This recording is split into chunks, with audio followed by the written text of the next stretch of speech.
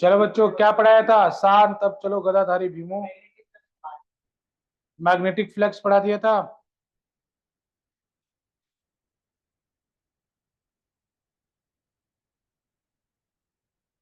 Question लिखो, question. चलो मनन, बात करो, बताओ मेरे को। एक मैक्सवेल में कितना टेस्ला होता है? देख के बता रहे हो गधे? ऊपर मुंडी करना जरा। एक मैक्सवेल में कितना टेस्ला होता है? बस हो गया, तब भी गलत। एक मैक्सवेल में कितना टेस्ला? करेक्ट। नहीं, 10⁻⁻8। करेक्ट। ठीक है ना? क्वेश्चन है फाई इक्वल टू टी। अरे फ्लक्स बता दिया था ना। लिखो लिखो मत, ध्यान से समझो इधर। फराडेज एक्सपेरिमेंट। हाँ, मतलब ऐसे बस लिखेंगे। लिखना है बस, हेडिंग डाल दो, कुछ मत लिखना है। बता तो रहे जल्दी। फराडेज एक्सपेरिमेंट। फराडे नामक एक साइंटिस्ट थे, उन्होंने कुछ एक्सपेरिमेंट किया था, उसके बारे में हम लोग पढ़ेंगे। फराडेज एक्सपेरिमेंट पढ़ लिया है? तो देखो।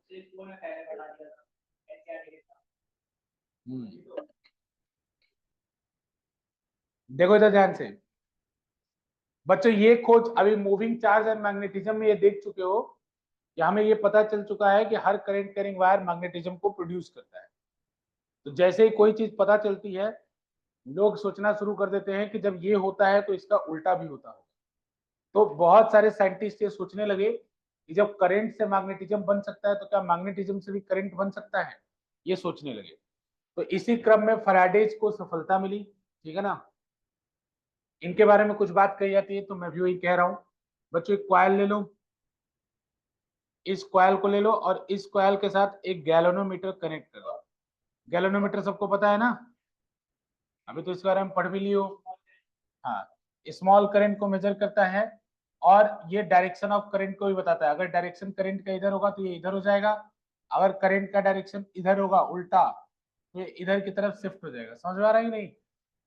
तो ये डायरेक्शन ऑफ करंट को भी बताता है। तो बच्चों, फैराडेज जो थे, उन्होंने एक मैग्नेट लिया। इधर ध्यान दो आप सब लोग। फैराडेज ने एक मैग्नेट लिया और इस मैग्नेट को कभी वो ऊपर रखते थे, नीचे रखते थे, सामने रखते थे, दाएं रखते थे, बाएं रखते थे, और ये उम्मीद करते थे कि इस गैल्वेनोमीटर में कभी ना कभी डिफ्लेक्शन होगा। समझ में आ रहा है कि नहीं? ऐसे बदल बदल के जगह पे रखते थे और वे उम्मीद करते थे कि गैल्वेनोमीटर में डिफ्लेक्शन होगा। लेकिन बच्चों ऐसा हुआ नहीं। तो कुछ लोग ऐसा कहते हैं कि फिर फैराडेज ने गुस्से में आके, जैसे एक कॉइल है, बहुत बड़ा कॉइल है, तो फैराडेज ने गुस्से में आके इस मैग्नेट को इस कॉइल के थ्रू फेंक दिया। तो जब उन्होंने फेंका तो इसके अंदर डिफ्लेक्शन आ गया। समझ में आ रहा है?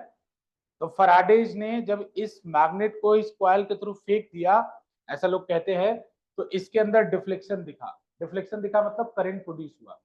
तो फैराडेज क्या एक्सपेरिमेंट कर रहे थे कि मैग्नेट ऊपर नीचे दाएं बाएं रख के वो सोच रहे थे कि किसी भी तरह से करंट प्रोड्यूस हो जाए, लेकिन प्रोड्यूस नहीं हुआ। जब गुस्से में फेंक दिया तो करंट क्या हो गया? प्रोड्यूस हो गया। तो बच्चों, इन्होंने बाद में, फैराडेज ने बताया कि अगर कॉइल स्टैटिक है या स्टेशनरी है और मैग्नेट को मूव कराया जाए तो इस कॉइल के अंदर एक करंट आता है। ठीक है ना? तो अगर इस मैग्नेट को मैं इस तरह से मूव कराऊं तो इस कॉइल के अंदर एक करंट आएगा। फिर फैराडेज ने क्या कहा कि अगर मैं इसको मूव कराना बंद कर दूं तो उसी समय करंट भी बंद हो जाएगा। बात समझते चलना। इसी से हम लोग लॉ डेवलप करेंगे, इनके एक्सपेरिमेंट से लॉ डेवलप करेंगे। तो फैराडेज ने पहले कहा कि जब तक इस मैग्नेट को मूव कराओगे तभी तक करंट आएगा।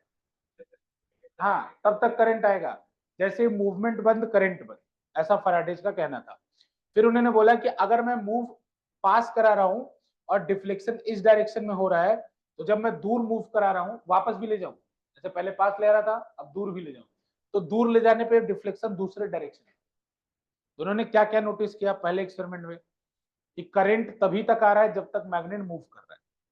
दूसरा उन्होंने क्या नोटिस किया, अगर पास ला रहा हूं करंट एक डायरेक्शन में आ रहा है, मतलब पॉइंटर एक डायरेक्शन में डिफ्लेक्ट हो रहा है, तो जब दूर ले जा रहा हूं तो दूसरे अपोजिट डायरेक्शन में डिफ्लेक्ट हो रहा है। मतलब एक बार करंट का डायरेक्शन ये मिल रहा है पास ले जाने पर, तो वापस ले जाने पर करंट का डायरेक्शन ये मिल रहा है।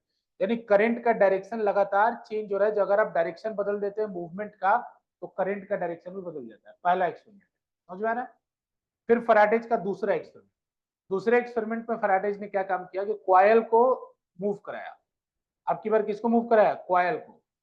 और ये जो मैग्नेट है इसको रोक दिया। बच्चों मैग्नेट को रोक दिया और अब की बार कॉइल को मूव कराया। एक्सपेरिमेंट नंबर 1 फैराडे का था, एक्सपेरिमेंट नंबर 2 फैराडे का था कि मैग्नेट को रोक दिया और अब की बार कॉइल को मूव कराया। सेम रिजल्ट मिला कि जब तक ये कॉइल मूव करता रहा इसके अंदर करंट आता रहा, जैसे कॉइल मूव करना बंद, करंट बंद। समझ में आ रहा ना? फिर उन्होंने देखा कि अगर मैं पास लेके जा रहा था तो एक डायरेक्शन में डिफ्लेक्शन आ रहा था, और जब मैं दूर लेके जा रहा था तो उसके अपोजिट डायरेक्शन में। यानी पास ले आने पर अगर मान लो इस डायरेक्शन में जा रहा है, तो जब दूर ले जाओगे तो उल्टे डायरेक्शन में गैल्वेनोमीटर में डिफ्लेक्शन हुआ। तो उन्होंने फिर यहाँ क्या नोटिस किया? सेम बात जो वहां नोटिस किया कि पास ले जाने पर भी करंट आ रहा है, दूर ले जाने पर भी करंट आ रहा है, रोक देने पे नहीं आ रहा है। पास ले जाने पे एक डायरेक्शन में आ रहा है तो दूर ले जाने पे उससे अपोजिट डायरेक्शन में आ रहा है। ये इनका ऑब्जर्वेशन था। तो अभी दो ऑब्जर्वेशन से लोगों ने कहना शुरू कर दिया कि भाई मतलब करंट प्रोड्यूस करने के लिए मैग्नेट को या कॉइल को मूव कराना होगा। ठीक है ना? तो फिर उन्होंने एक तीसरा एक्सपेरिमेंट भी किया, फैराडे का तीसरा एक्सपेरिमेंट। तो तीसरे एक्सपेरिमेंट में एक सॉफ्ट आयरन ले लिया। ये तीनों तीनों एक्सपेरिमेंट पहले 10th में हुआ करते थे, लेकिन अभी ये 10th से हटा दिए गए हैं। देखो फैराडेज का तीसरा एक्सपेरिमेंट, फैराडेज ने अब की बार एक कॉइल लिया और इस तरह से इसके साथ गैल्वेनोमीटर लगा दिया। ठीक, देख लेना ये सब जो बातें बता रहा हूँ ये एक्टिविटीज में क्वेश्चन आ सकता है। जैसे एक एक्टिविटीज का सेक्शन आता है ना, उसके अंदर ये क्वेश्चन आ सकता है। एक्टिविटीज दे देगा, फिर उसका उसको एक्सप्लेन करने को बोलेगा। ये सब बातें भी ध्यान से सुनते रहना, इसमें मैं ज्यादा लिखवाऊंगा नहीं, बस समझाऊंगा चीजों को। तो ये एक्टिविटी देखो बच्चों, तो इन्होंने क्या किया, एक कॉइल लिया, ये सॉफ्ट आयरन है। सॉफ्ट आयरन आप सब लोग जानते होंगे, तो मैं उसको एक्सप्लेन नहीं कर रहा हूँ। सॉफ्ट आयरन है, तो सॉफ्ट आयरन को बच्चों, सॉफ्ट आयरन पे एक वाइंडिंग की, इसके साथ गैल्वेनोमीटर लगा दिया। फिर एक और वाइंडिंग की, कुछ दूर पे एक और, इसके साथ ही एक और वाइंडिंग की, और यहाँ पे एक स्विच लगाया, और फिर बच्चों एक बैटरी लगा दी ऐसे। ठीक है, ये इनका एक्सपेरिमेंट का तीसरा सेटअप था। तीसरा वाला सेटअप थोड़ा ज्यादा इंपॉर्टेंस था, क्योंकि तो इसमें किसी चीज का मूवमेंट नहीं हो रहा था। तो उन्होंने क्या पाया कि जैसे ही इन्होंने ये क्या कहलाता है, की, क्या कहलाता है, की। इसमें अगर डॉट लगा दिया जाए तो ये ऑन हो जाता है, अगर डॉट हटा दिया जाए तो ऑफ हो जाता है। तो इन्होंने क्या पाया बच्चों की, जैसे ही इसको ऑन किया, जिस समय ऑन किया, मोमेंटरली डिफ्लेक्शन हुआ। मोमेंटरली मतलब एक क्षण के लिए, मतलब ऐसे गया वापस, मतलब ये पॉइंटर अपने जगह से हिला तो सही लेकिन वापस आ गया। ऑन करते ही हिला लेकिन वापस आ गया, और फिर जब करंट चालू रहा तो ये वापस बीच में जा। ठीक है ना, समझ रहे हो कब आया? ये डिफ्लेक्शन तभी आया जब आपने ऑन किया। ऑन किया तो एक क्षण के लिए आया, फिर आ गया वापस, और करंट अब चालू है, अब डिफ्लेक्शन नहीं आया। अच्छा, क्यों डिफ्लेक्शन आया? तो बच्चों जानते हैं ना, सोलेनॉइड है, ये मैग्नेटिक फील्ड बनाएगा। तो जब ऑन किया तो डिफ्लेक्शन आया, और जब चलता रहा करंट, डिफ्लेक्शन नहीं आया। फिर उन्होंने ऑफ किया, फिर डिफ्लेक्शन आया। लेकिन पहली बार वाला डिफ्लेक्शन ऐसे करके ऐसे था, तो ऑफ करते समय ऐसे करके ऐसे।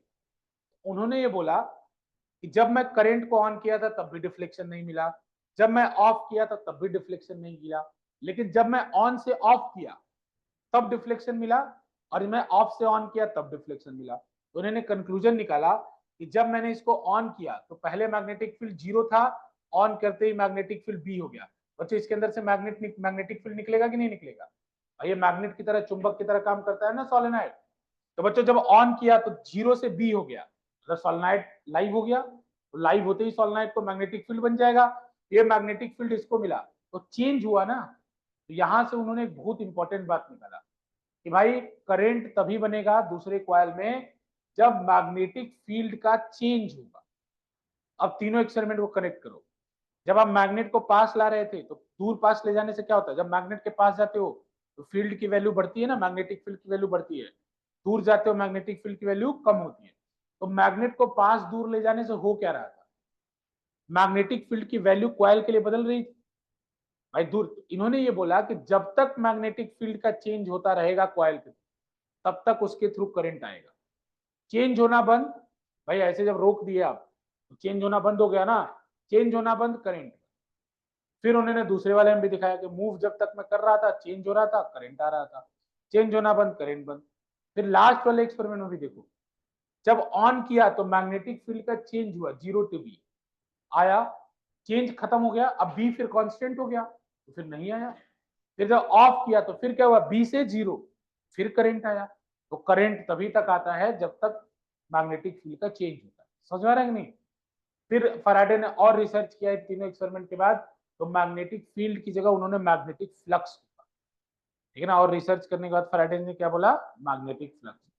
तो अब उसी को बच्चों दूसरा टॉपिक फैराडेज एक्सपेरिमेंट, कुछ नहीं लिखवा रहा है उसके अंदर, लेकिन ये सब बातें आपके दिमाग में होनी चाहिए, ठीक है ना। तीनों बात 10th के एक्सपेरिमेंट है, इसलिए मैं उसको रिपीट नहीं कर रहा, लेकिन इतनी बात तो आपको क्लियर है ना, बहुत बेसिक बात है ना, जब जब चेंज होगा तब तक मैग्नेटिक फील्ड आएगा। अब डायरेक्ट लिखो इलेक्ट्रोमैग्नेटिक इंडक्शन। अब हम पढ़ेंगे इस चैप्टर का जो हेडिंग है, वो हेडिंग चैप्टर का नाम था। अब हम स्टार्ट करें इलेक्ट्रोमैग्नेटिक इंडक्शन। पहला टॉपिक क्या था, फ्लक्स था। दूसरा टॉपिक क्या था, फैराडेज एक्सपेरिमेंट। और तीसरा टॉपिक इलेक्ट्रोमैग्नेटिक इंडक्शन। यहां से चैप्टर शुरू हो, ठीक है ना बेटा। चलो, ये तीसरा टॉपिक है इस चैप्टर का। हाँ, ये चैप्टर मूविंग चार्ज मैग्नेटिज्म से छोटा है, लेकिन मैग्नेटिज्म और मैटर से बड़ा है, ठीक है ना, ये बात। तो इसमें लिखो बेटा, इसके बारे में लिखो कि when there is change in magnetic flux, when there is change in magnetic flux linked through a coil, हाँ, linked through a coil, when there is change in magnetic flux linked through a coil with respect to time, with respect to time, then an EMF, then an EMF slash current, हाँ, then an EMF slash current is induced in the coil, then an EMF slash current is induced in the coil, then an EMF slash current is induced in the coil. This phenomena is called EMI. इसी को short में हम लोग क्या कहेंगे, EMI, मतलब full form वही है। This phenomena is called EMI. This phenomena is called EMI. This phenomena is called EMI. EMI मतलब इजी मंथली इंस्टॉलमेंट है कि नहीं, इलेक्ट्रोमैग्नेटिक इंडक्शन, ठीक है ना, इकोनॉमिक्स, ठीक है। तो बच्चों वही बात लिखवाया गया कि जब तक एक कॉइल से लिंक होने वाले मैग्नेटिक फील्ड फ्लक्स में चेंज होता रहेगा तब तक करंट आता रहेगा, कॉइल के अंदर करंट आता रहेगा। अभी और इसके बारे में पढ़ेंगे, घबराओ मत, अभी यही तो पूरा चैप्टर में पढ़ना है। अभी बस इंट्रोडक्शन याद रखो, आगे चीजें और क्लियर होगी उसी को, ठीक है बच्चों। तो देखो इसमें अब अगला हेडिंग डालो, law of EMI. Law of EMI, law of EMI. EMI मतलब एक लाइन लिख लेना पीछे बच्चों, it was discovered by Faraday, last में लिख लेना उसी में, पिछले it was discovered by Faraday, ऊपर वाले में, हाँ, या शॉर्ट में लिख लो डिस्कवर्ड बाय फैराडे, ऊपर ही लिख लो कहीं।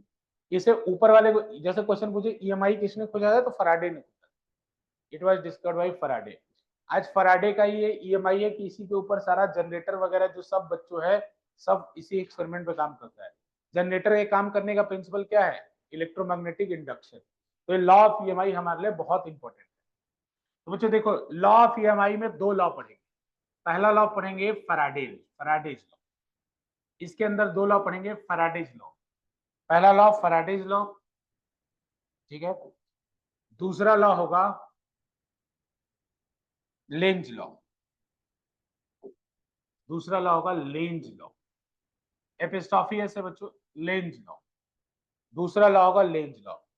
फैराडे लॉ और लेंज लॉ, इस लॉ ऑफ ईएमआई दो है, एक है फैराडे का नियम और एक है लेंज का नियम। तो बच्चों ये क्या बताता है, मैग्नीट्यूड ऑफ, ऐसे शॉर्ट में लिख लेना, मैग्नीट्यूड ऑफ इंड्यूस्ड ईएमएफ। हाँ, फैराडेज लॉ में मैग्नीट्यूड ऑफ इंड्यूस्ड ईएमएफ बताता है, और लेंज लॉ ऐसे इसी के आगे छोटा लिखना है, इनको अभी फर्दर एक्सप्लेन करेंगे, इन दोनों का फर्दर एक्सप्लेनेशन होगा। अभी बस शॉर्ट में लिख लो कि दोनों में क्या अंतर है। दूसरा है direction of induced EMF, direction of induced EMF, direction of induced EMF, direction of induced EMF. तो बच्चों फैराडे ईएमआई के अंदर दो लॉ, एक फैराडे का लॉ और एक लेंज का लॉ। फैराडे का लॉ ये बताएगा कि करंट कितना आएगा, जैसे किसी कॉइल के अंदर करंट आ रहा था कि नहीं आ रहा था, तो फैराडे का लॉ ये बताएगा कि करंट कितना आएगा, और लेंज का लॉ ये बताएगा करंट क्लॉकवाइज जाएगा कि एंटी क्लॉकवाइज जाएगा, मतलब डायरेक्शन बताएगा। तो दो लॉ मिलके लॉ ऑफ ईएमआई बनते हैं, जिसमें पहला लॉ ये बताएगा कि करंट कितना, जैसे बता रहा था करंट आ रहा था कि नहीं कॉइल के अंदर, कितना करंट आएगा। दूसरा लॉ ये बताएगा कि किस डायरेक्शन में करंट आएगा, क्लॉकवाइज जाएगा एंटी क्लॉकवाइज जाएगा, उस चीज को क्लियर करेगा। ठीक है, आगे चले। अब बच्चों देखो, फैराडेज के भी दो लॉ, ठीक है, लेंज के कोई दो लॉ नहीं है, लेंज के एक ही है, मतलब लेंज ही है, लेकिन फैराडेज के फिर फर्दर दो लॉ। फिर हेडिंग डालो फैराडेज लॉ, फैराडेज लॉ। अब दो नई हेडिंग डालो, फैराडेज लॉ, फैराडेज लॉ। इसके अंदर बच्चों क्या करता है पहले ही बता दिया, मैग्नीट्यूड बताता है। पहला लिखो इनका फर्स्ट लॉ और सेकेंड लॉ। तो फैराडे का दो लॉ है, पहला फैराडे फर्स्ट लॉ, तो हाँ लॉ के अंदर लॉ, ईएमआई के दो law, Faraday's law, Lenz law. फिर फैराडेज के दो लॉ, फैराडेज का फर्स्ट लॉ और सेकेंड लॉ। तो फर्स्ट लॉ लिखो पहले, बहुत कॉमन सी बात है। इस लॉ में, फर्स्ट लॉ में फैराडेज ने अपने एक्सपेरिमेंट का निचोड़ लिखा था, क्रक्स लिखा था, जो एक्सपेरिमेंट किया था उसका क्रक्स लिखा था फर्स्ट लॉ, तो उसका लिखो। देखो EMF slash current will induce will induce only if there is change in will induce only if there is change in only if there is change in magnetic flux, only if there is change in magnetic flux, only if there is change in magnetic flux, only if there is change in magnetic flux। देखो जो flux क्या क्या बताए थे, flux बताए थे B ए cos theta बताए थे कि नहीं, या बी डॉट ए। फ्लक्स का मतलब क्या क्या डेफिनेशन, बी डॉट ए बताए थे, बी डॉट ए बताए थे वेक्टर फॉर्म में, एरिया एक वेक्टर क्वांटिटी है, बी ए कॉस थीटा। तो बच्चों देखो, अगर फ्लक्स, करंट कब कब आएगा, ईएमएफ कब कब आएगा, जब फ्लक्स चेंज। तो फ्लक्स चेंज करने में क्या क्या चेंज करे, बी चेंज करे तब भी आएगा करंट, ए चेंज करे तब भी आएगा करंट, और थीटा चेंज करे तब भी आएगा करंट।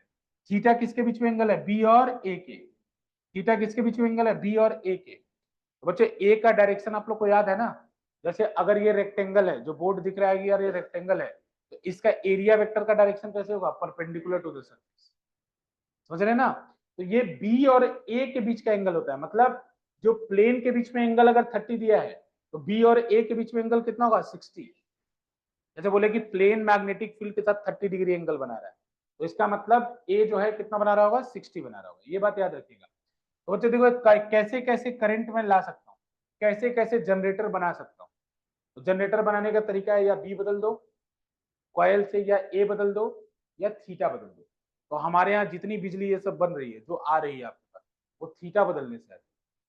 थीटा कैसे, दो मैग्नेट रखे रहते हैं जनरेटर के अंदर, उसके अंदर कॉयल रहता है, कॉयल घूमता है, तो घूमेगा तो बी वेक्टर तो फिक्स है, लेकिन एरिया वेक्टर अपना एंगल बदलता जाएगा। तो ए में चेंज होगा, फ्लक्स में चेंज होगा, क्यों, क्योंकि थीटा में चेंज हो रहा है, थीटा में चेंज हो रहा है ना, और लगातार घुमाने से ही बिजली आती है, तो घुमाने से थीटा बदलता है, थीटा बदलने से फ्लक्स बदलता है, और फ्लक्स बदलने से ईएमएफ आता है, ये साइकिल पूरा चलता है। बी, अभी जो फैराडे ने एक्सपेरिमेंट किया था उसमें क्या बदल रहा था, बी, लेकिन अभी जो हमारे पास बिजली है तो उसमें क्या बदलता है, थीटा। इसीलिए तो फैराडे ने फर्दर करेक्ट किया अपने आप, एक्सपेरिमेंट में तो केवल बी पता चल रहा था, लेकिन अभी आप तीनों देखेंगे कि बी बदलने पे भी करंट फ्लक्स आएगा, मतलब करंट आएगा, ए बदलने पे भी करंट आएगा, हम तीनों इसी क्लास में करेंगे, और थीटा बदलने पे भी करंट है, तीनों हम लोग अभी आगे धीरे धीरे पढ़ते हुए करेंगे। दूसरा ले लिखो, second law, second law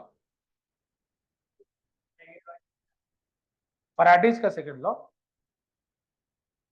Faraday's के दो लॉ ना, फैराडेज के फर्स्ट लॉ और फैराडेज के सेकेंड लॉ। सेकेंड लॉ लिखो बेटा, the magnitude of induced EMF, the magnitude of induced EMF, the magnitude of induced EMF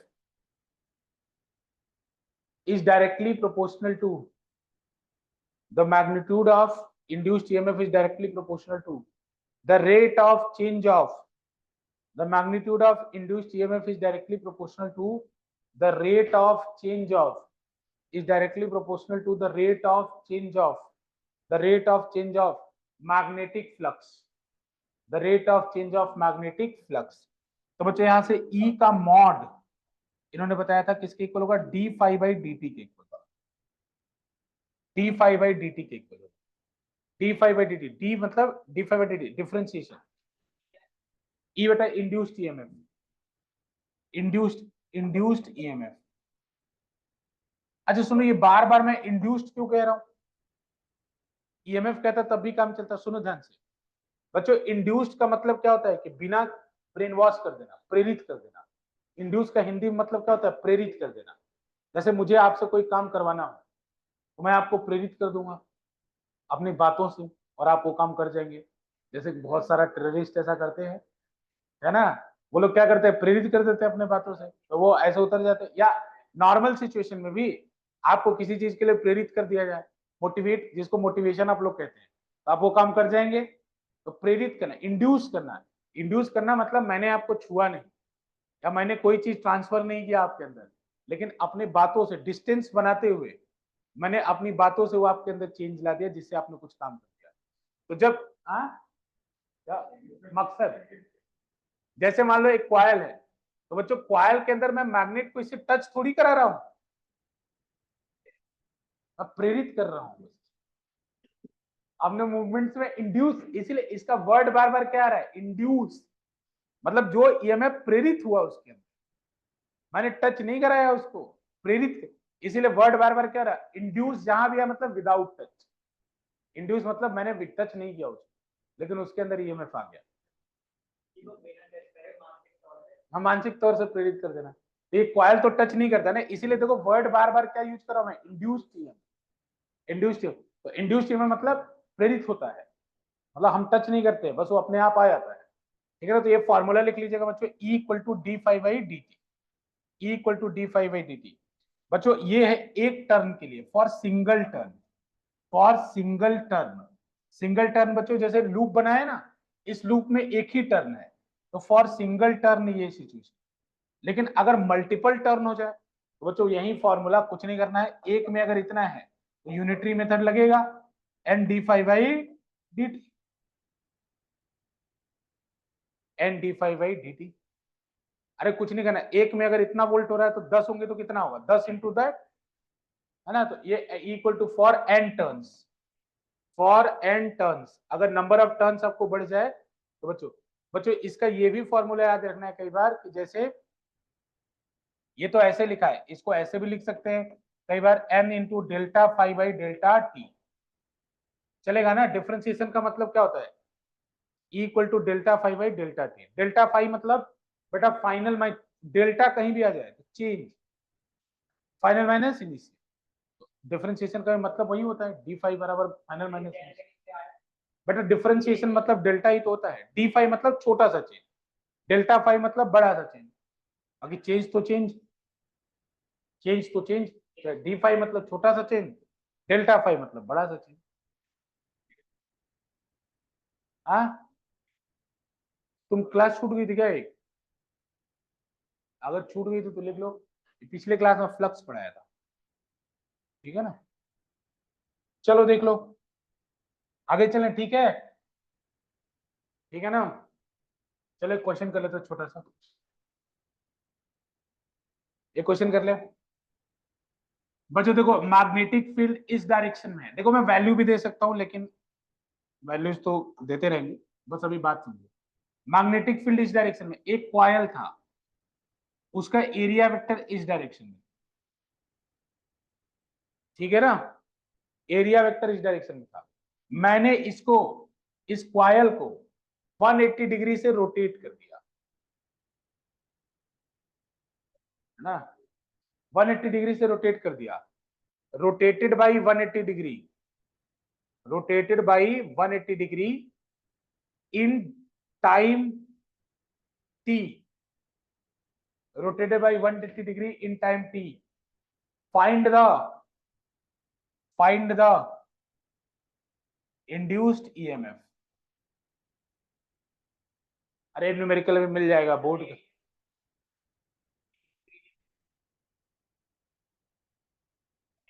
कैसे करोगे? अरे पीवाईक्यूज होगा, अभी दिखा भी दूंगा क्वेश्चन में। ये बोर्ड में पीवाईक्यूज है, ये दिखा दूंगा मैं। हाँ नहीं करनी।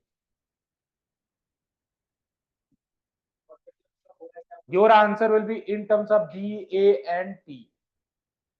देख लो कहीं जीरो तो नहीं होगा।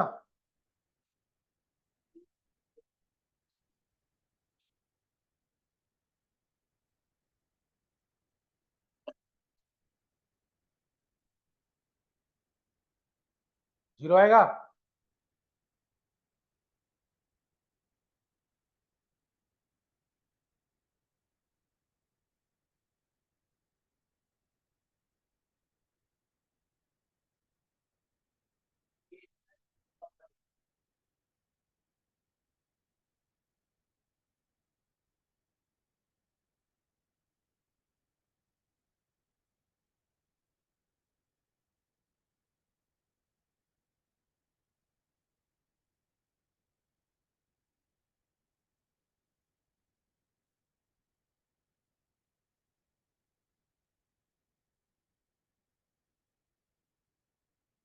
बताओ बच्चों।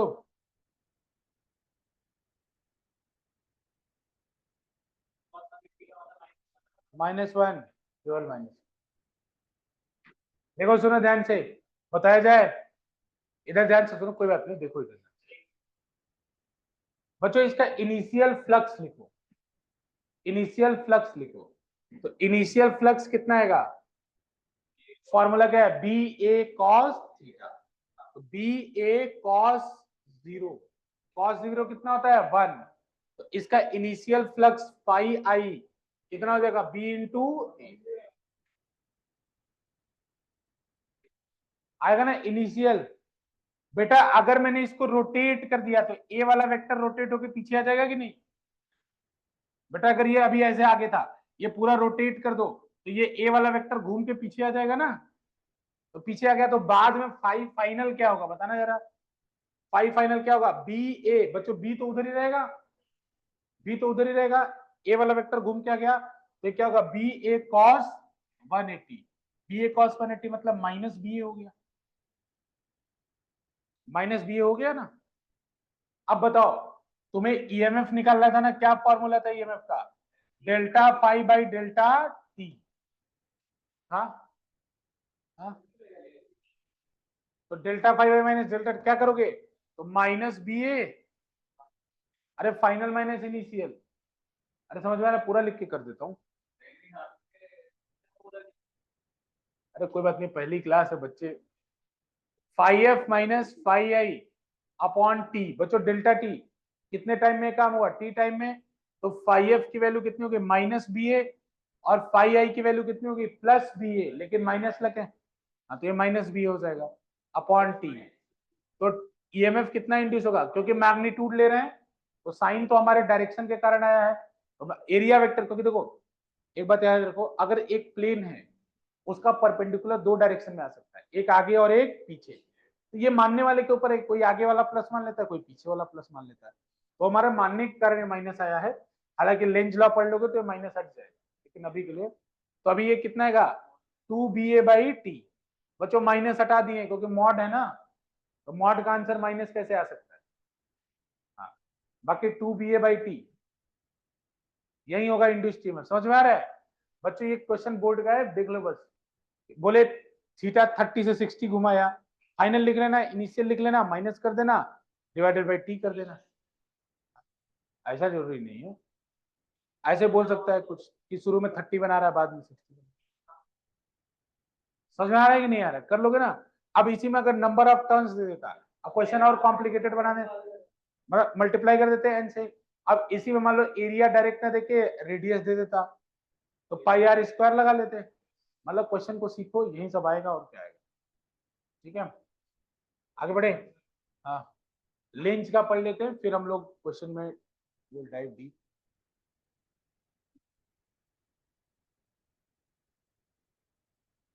जल्दी करो बच्चों।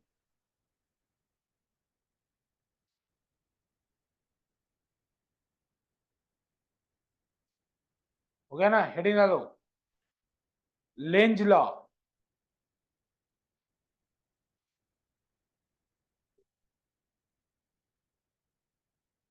लेंज लॉ लिखो इसके बारे में।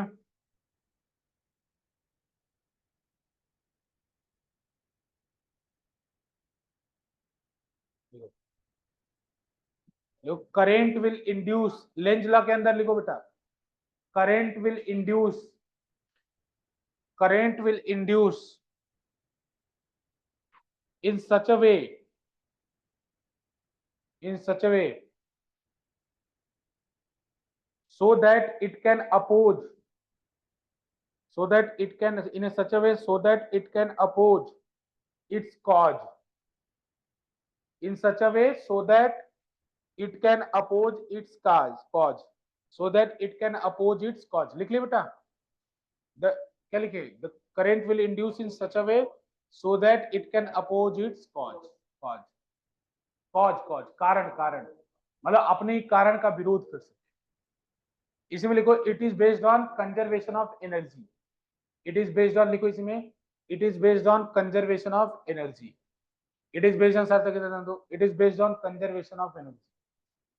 बच्चों फैराडेज का फर्स्ट लॉ, फैराडेज लॉ भी कंजर्वेशन ऑफ एनर्जी पे ही बेस्ड होता है, लेकिन दोनों ही लॉ कंजर्वेशन, लेकिन इसके बारे में आपको समझने की जरूरत है।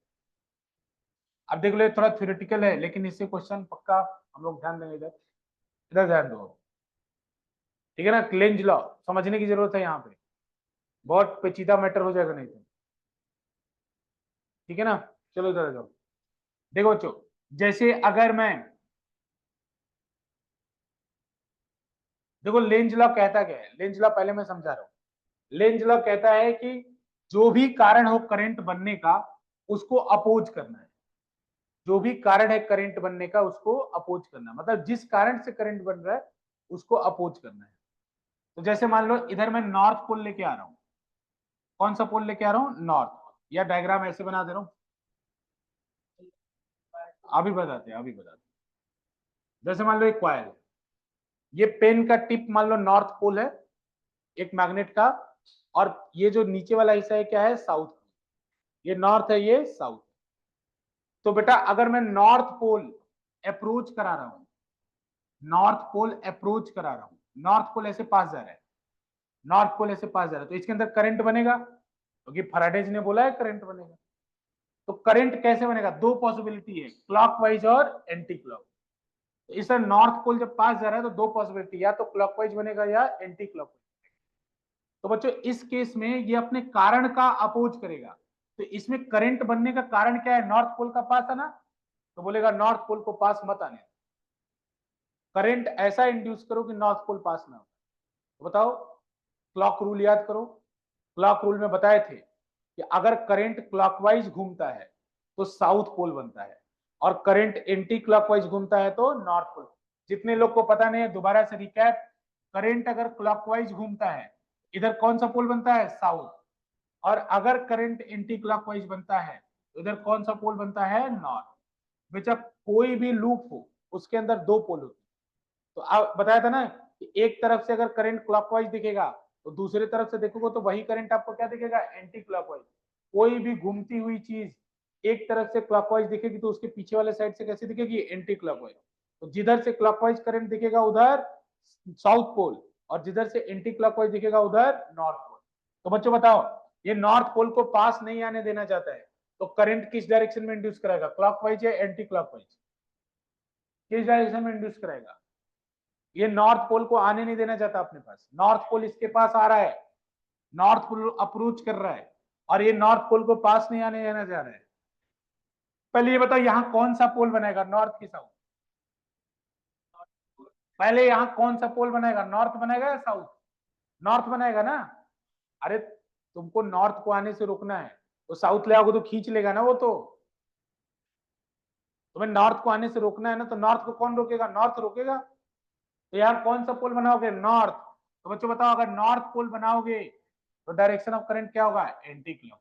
बात समझ में आ रहा है, अरे समझते चलो, नॉर्थ पोल में एंटी क्लॉकवाइज अभी लिखा था ना उधर, साउथ में क्लॉकवाइज और नॉर्थ में एंटी क्लॉक। बात समझ में आ रही है बच्चों? नॉर्थ पोल अगर पास आएगा तो current will be clock anti clockwise, ठीक है। इधर ध्यान दो फिर से, अभी कोई नहीं लिखेगा, रुको। अब की बार मैं नॉर्थ पोल को मूव करा रहा हूं, यानी रिसीड अवे। नॉर्थ पोल दूर जा रहा है बच्चों, या मूव अवे कर लो। नॉर्थ पोल दूर जा रहा है। अगर नॉर्थ पोल दूर जा रहे हैं, जैसे इधर ध्यान से देखो, ये नॉर्थ पोल था, पेन की टिप क्या थी? North pole. इस नॉर्थ पोल को दूर लेके जाओ, तो दूर लेके जाओगे फिर भी करंट आएगा। क्यों आएगा? फराडे ने बताया था, पास लाओगे तब भी आएगा, दूर जाएगा तब भी आएगा। तो अगर फिर भी करंट आएगा तो लेंज लॉ बोलेगा करंट किस कारण से आ रहा है? नॉर्थ पोल दूर जा रहा है। बोला अब जाने मत दो, पास लाओ इसको। तो क्या कौन सा पोल बनाएगा? साउथ। तो साउथ पोल बनाएगा तो करंट कैसा होगा? क्लॉकवाइज। बच्चे इस समय करंट कैसा जाएगा? क्लॉकवाइज। और यहाँ पोल कौन सा बनेगा? साउथ। ठीक है ना? इसी तरह अगर साउथ पास आएगा, साउथ पास आएगा तो क्या बनेगा? साउथ पास आएगा, साउथ को पास आने से रोकेगा, तो कौन सा पोल बनाएगा? साउथ। साउथ बनाएगा तो करंट कैसा होगा? क्लॉकवाइज। और यहाँ उसी तरह से साउथ अगर दूर जाएगा तो दूर जाने से रोकेगा, तो कौन सा पोल बनाएगा? बना लो, इसी को दो डायग्राम बना लो। फिर अभी एक और बात करनी है अभी।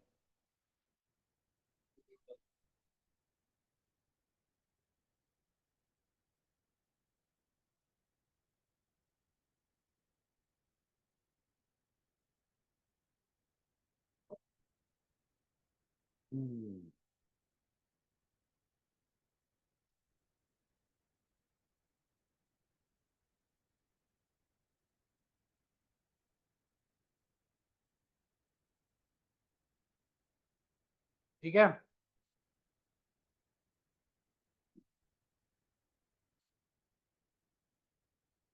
समझ में आ रहा है उत्सव ना? नहीं नहीं, वो समझ गए ना तुम लोग?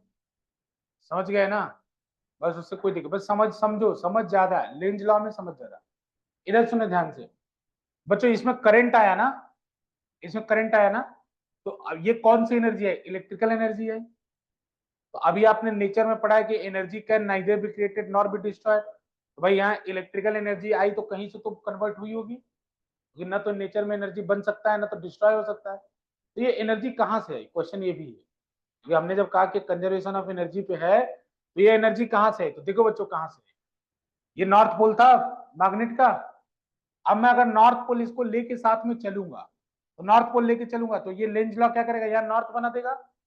अब मैं नॉर्थ लेके पास आ रहा हूं, या नॉर्थ बन गया, तो नॉर्थ नॉर्थ में क्या होगा? रिपल्सन।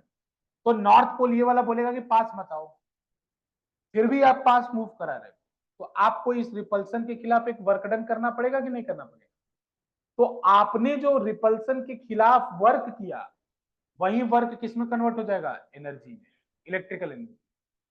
तो ये जो इलेक्ट्रिकल एनर्जी है, कहां से है? ये आपका वर्क डन है। जितना फास्ट ले जाओगे, मतलब उतना ज्यादा वर्क डन कर रहे हो रिपल्सन के खिलाफ, उतना ज्यादा करंट बनेगा। समझ आ रहा है कि नहीं आ रहा है?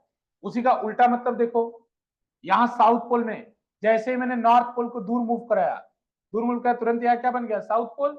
तो साउथ पोल इसको खींचने लगा, लेकिन फिर भी मैं इसको दूर ले जा रहा हूं, तो इसका जो अट्रैक्शन फोर्स है उसके खिलाफ मुझे वर्क करना पड़ेगा।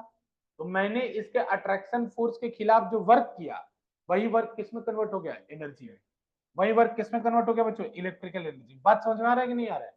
तो इस तरह से कंजर्वेशन ऑफ एनर्जी पे बेस्ड है, क्योंकि ये जो इलेक्ट्रिकल एनर्जी यहाँ प्रोड्यूस हुई है, ये इलेक्ट्रिकल एनर्जी आप ही का वर्क है, जो आपने इसको पास ले जाने या दूर ले जाने, है ना? अभी और डिटेल इसका प्रूफ देखेंगे हम लोग। क्लियर है सबको?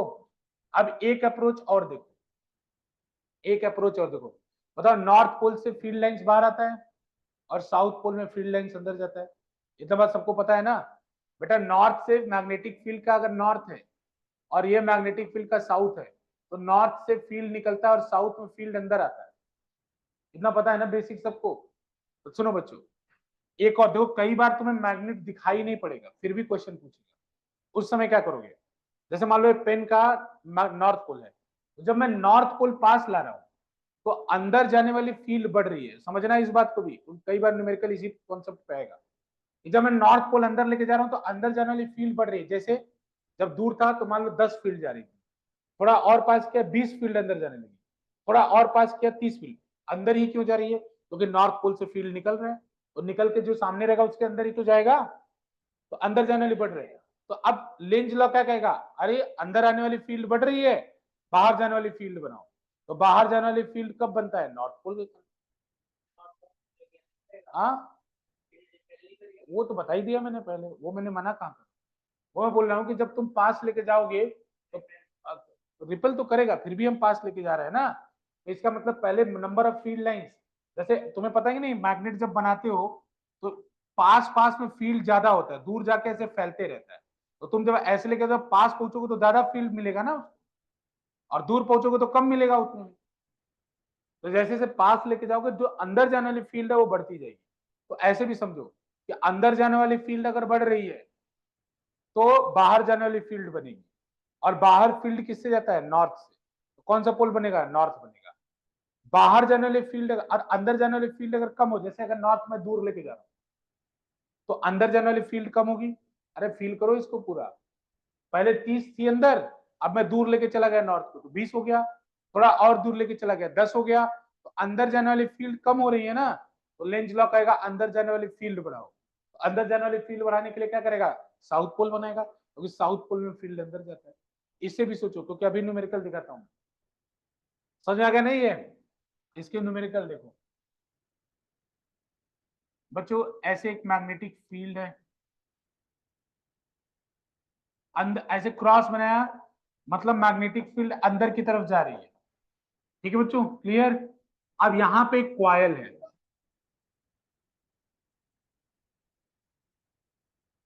उसकी 3 पोजीशन बताई गई है। ये वी के स्पीड से अंदर जा रहा है, ये क्वायल वी के स्पीड से, वी क्या है बेटा? स्पीड है। ये वी क्या है? स्पीड है। ये वी आपका स्पीड है, ये वी के स्पीड से अंदर जा रही है, तो ये पोजीशन ए है इसकी। फिर ये क्वायल बीच में पहुंच गया, ये वी के स्पीड से अभी भी जा रहा है, ये पोजीशन बी है इसकी। फिर एक क्वायल बाहर भी निकल गया, ठीक है ना? फिर स्पीड इसकी वी है, और ये पोजीशन सी है। तो आपको बताना है बच्चों, ए बी सी तीनों केस में करंट का डायरेक्शन क्या हो। अब कोई मैग्नेट नहीं दिख रहा है, अभी जो पिछला लॉजिक बनाया था उसी को चलाओगे। अब क्वेश्चन ऐसे ही आएंगे, डायरेक्ट मैग्नेट वाला लॉजिक तो चलेगा नहीं। ए बी सी के केस में डायरेक्शन ऑफ करंट क्या होगा कॉइल में? हाँ,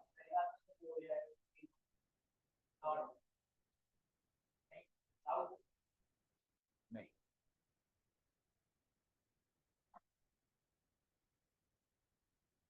बना लो क्वेश्चन, बना लो पहले। हाँ, अरे क्या पॉसिबल होगा? क्लॉकवाइज या एंटी क्लॉकवाइज? दो ही होगा। तो तुम बता दो तीनों जगह का, बताओ ना, ए पे क्लॉकवाइज की बी पे क्लॉकवाइज की सी पे क्लॉकवाइज, क्या है? नहीं, गलत।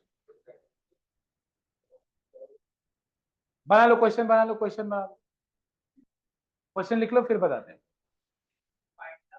Find the direction of induced current in all three cases. Find the direction of induced current in all three cases. देखो ये चीज सीखना पड़ेगा, इसमें बोर्ड में क्वेश्चन आता है भाई, आएगा ही आएगा क्वेश्चन।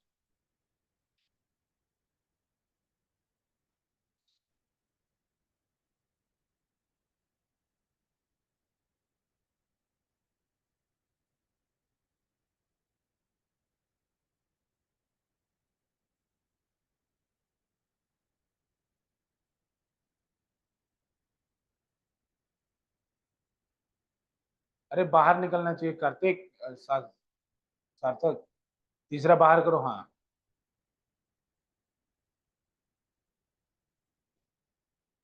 ठीक है।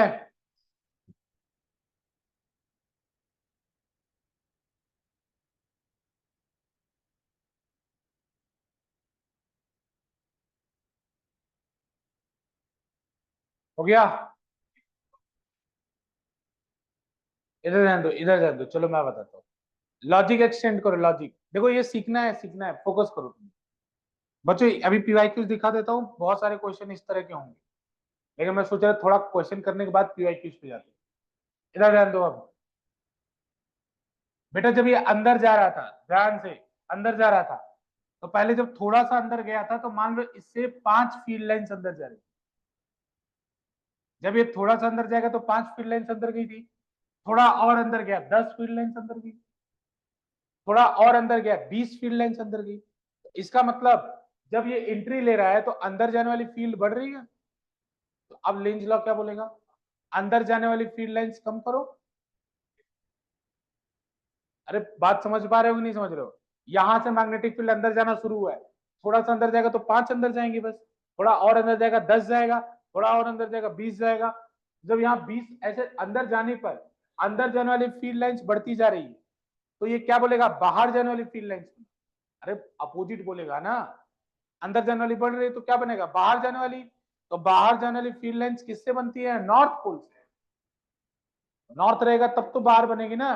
तो अगर नॉर्थ रहेगा तो करंट का डायरेक्शन क्या होगा, एंटी क्लॉकवाइज। करंट का डायरेक्शन क्या होगा बच्चों, एंटी क्लॉकवाइज। लॉजिक समझ में आ रहा है? लॉजिक समझ में आ रहा है ना, बताओ सब ठीक है। हाँ, बी में नहीं, सी को देखो पहले, पहले बी पहले सी को देखो। सी में क्या होगा, ठीक है पता है आंसर उल्टा होगा, लेकिन चेक भी कर लेते हैं। जब ये बाहर निकल रहा होगा तो पहले 30 फील्ड लाइंस थी अंदर, बाहर निकला होगा 20, फिर बाहर निकला होगा 10। तो अंदर जाने वाली फील्ड लाइंस कम हो रही है नहीं हो रही? तो लेंज लॉ कहेगा अंदर जाने वाली फील्ड लाइंस बढ़ाओ। तो कौन सा पोल बनेगा, साउथ। तो साउथ बनाएगा बच्चों, तो यहाँ करंट कैसा आएगा, क्लॉकवाइज। यहाँ करंट कैसा आएगा, क्लॉकवाइज। ये आपको खुद डिसाइड करना है एग्जाम में। ये देखो क्या हो रहा है उसका उल्टा काम करना है ये, लेकिन पहचानना सीखो कि हो क्या रहा है। अंदर जाने वाली बढ़ रही है, बाहर जाने वाली बढ़ रही है, उसको चेक करो, उसका उल्टा काम करो। अब बीच में क्या होगा, बीच में क्या होगा, कोई बताएगा? बीच में क्या होगा, फील्ड अब पूरा एंट्री कर गया, मान लो 50 फील्ड लाइंस अंदर चली गई। अब ये यूनिफॉर्म मैग्नेटिक फील्ड है तो हमेशा 50 ही रहेंगे, तो चेंज नहीं हुआ मैग्नेटिक फील्ड का। जब मैग्नेटिक फील्ड का चेंज नहीं हुआ तो करंट नहीं आएगा, तो करंट कितना हो जाएगा, 0। तो जो है ही नहीं उसका डायरेक्शन क्या बता। अरे लॉजिक समझ में आ रहा है ना? क्योंकि जब वो बीच में चला गया बेटा तो यूनिफॉर्म मैग्नेटिक फील्ड है, तो अब टोटल उसके एरिया से 50 ही पार हो सकती है। तो यहाँ रहे तब 50, यहाँ रहे तब 50, यहाँ रहे तब 50। जब तक बाहर निकलेगा तब तो 50 से घट के 30 40 30 20 होगा। एक है देखो बेटा, जब ये अंदर जा रहा था, ये पहले पहचानना पड़ेगा कि यहीं से फील्ड लाइन शुरू हो रहा है, इसके पीछे नहीं है। तो जब थोड़ा सा एंट्री करेगा, इतना एंट्री करेगा, इतने से कुछ फील्ड लाइंस अंदर अंदर जाएंगे। तो मान लो 10 गई, फिर थोड़ा और अंदर करेगा बेटा, वी वेलोसिटी इधर है तो अंदर जाएगा ना। तो 10 गई, फिर 20 गई, तो बढ़ती जाएंगी, फिर 30 गई। अब ये सबको हो क्या रहा है, अंदर जाने वाली फील्ड लाइंस बढ़ रही है, तो लेंज लॉ क्या बोलेगा, उल्टा। ये बाहर जाने वाली फील्ड लाइंस लॉ, क्योंकि अंदर जाने वाली बढ़ रही है, नॉर्थ पोल बनेगा, नॉर्थ बनेगा तो एंटी क्लॉकवाइज। हाँ, मैक्सिमम फील्ड लाइंस होता है, लेकिन हमेशा कांस्टेंट रह रही है ना बेटा।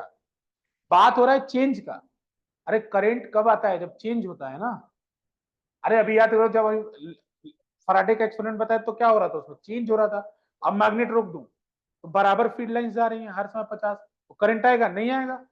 अरे वो तभी आएगा ना जब मैग्नेट मूव करेगा। मतलब क्या, मैग्नेट मूव करने का मतलब है कि फील्ड लाइन चेंज होनी चाहिए। जब बीच में वो पड़ गया तो फील्ड लाइन चेंज ही नहीं हुआ उसकी, हमेशा 50 ही रह गई, तो फिर नहीं आएगा। वो तो इसके बराबर हो गया है, कॉइल रख दिया और मैग्नेट रख दिया, कोई फर्क नहीं आएगा। करंट, करंट ही नहीं आएगा तो उसका देखने की जरूरत नहीं। समझ में आ रहा है कि नहीं? एक और क्वेश्चन। एक गधो, 1.5 घंटे की बोला था मैंने, 1.5 घंटे बोला था मैंने। इधर ध्यान दो, एक और बात बच्चों, एक करंट है इसमें ऐसे जा रहा है और ऐसे नीचे कॉइल है, करंट है ऐसे जा रहा है एक। तो इसमें बच्चों ये पॉइंट ए है, ये पॉइंट बी है, और आई जो है वो इंक्रीजिंग विथ टाइम, ये समय के साथ बढ़ रहा है, इंक्रीजिंग विथ टाइम। आई क्या कर रहा है, इंक्रीजिंग विथ टाइम, समय के साथ बढ़ रहा है बच्चों, आई समय के साथ बढ़ रहा है। तो क्वेश्चन है कि find the induced EMF in this loop. Find the direction of induced current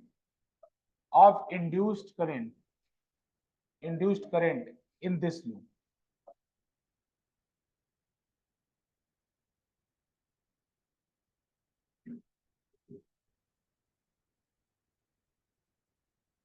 Find the direction of induced current in this loop.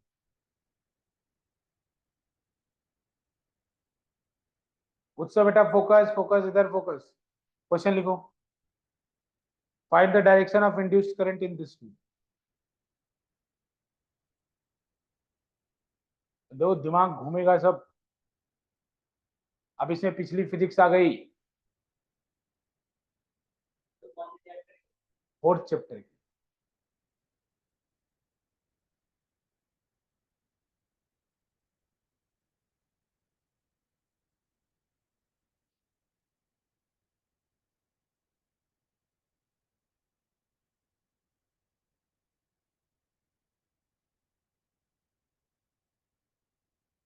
ये PYQs है, मैं कंफर्म बता सकता हूँ. प्रीवियस ईयर क्वेश्चन 100% बता सकता.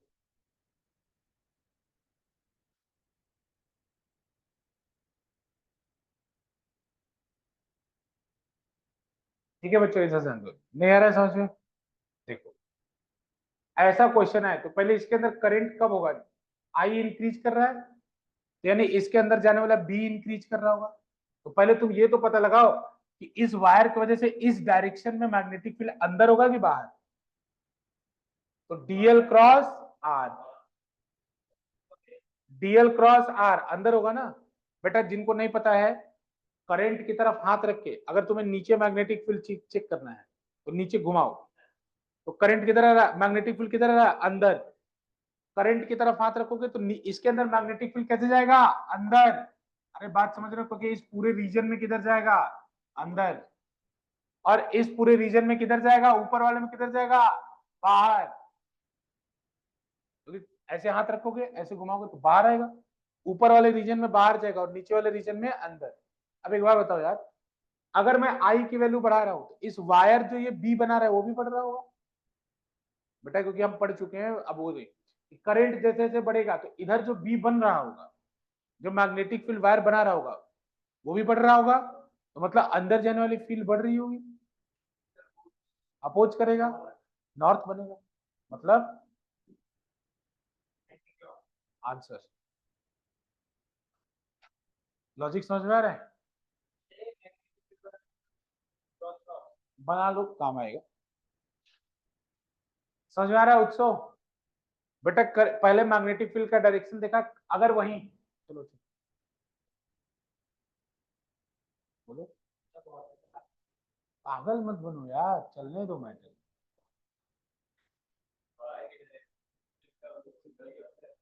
डॉट डॉट डॉट बना दो बस. ये इन्वर्ट क्रॉस मतलब इन्वर्ट डॉट. बात समझ में आ रहा है?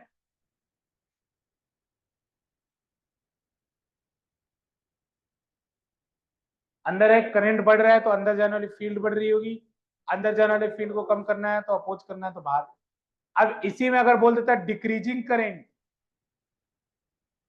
अगर मतलब अब टाइम के साथ फील्ड लेंथ कम होती ना, तो अंदर जाने वाली फील्ड लेंथ कम होती. हाँ तो बढ़ाते तो फिर. ये बात पकड़ना है. इंक्रीजिंग डिक्रीजिंग में बात पकड़ना है. क्या हुआ? ठीक है, चलो एक और.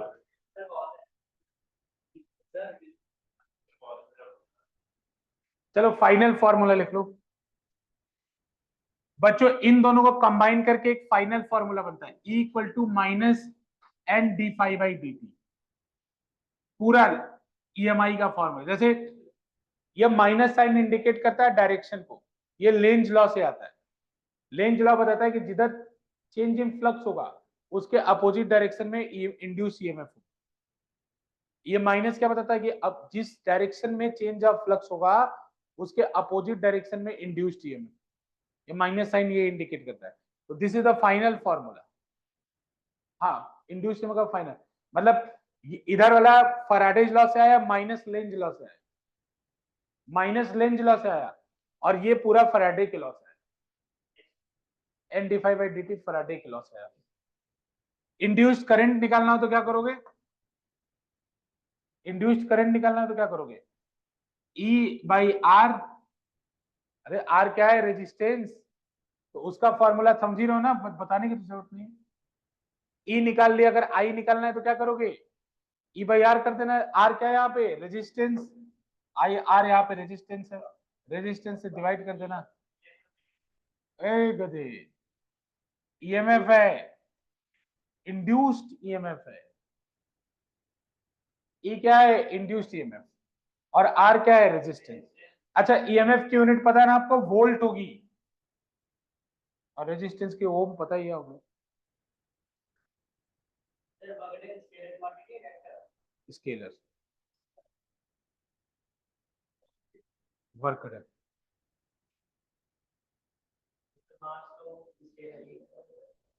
हो गया, एक छोटा सा टॉपिक करा दूं, एक छोटा सा है, बस छोटा सा है।